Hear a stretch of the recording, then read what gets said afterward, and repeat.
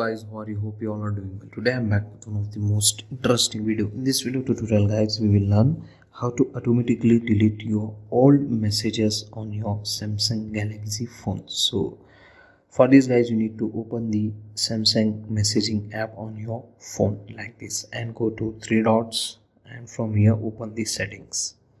In the settings guys, here you can get the option more settings. Just tap on it and then scroll down slightly. Here you can get the option delete old messages.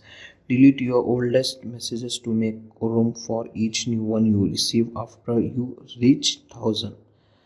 Okay, so after you receive the 1000 messages on your app, so it will delete 100 multimedia messages from your phone. Okay, so for this guys, you need to enable this option. That's it. Okay, so that's all today guys. Hope you enjoy this video. If you enjoy, please guys like, share and subscribe to our channel. Thank you very much.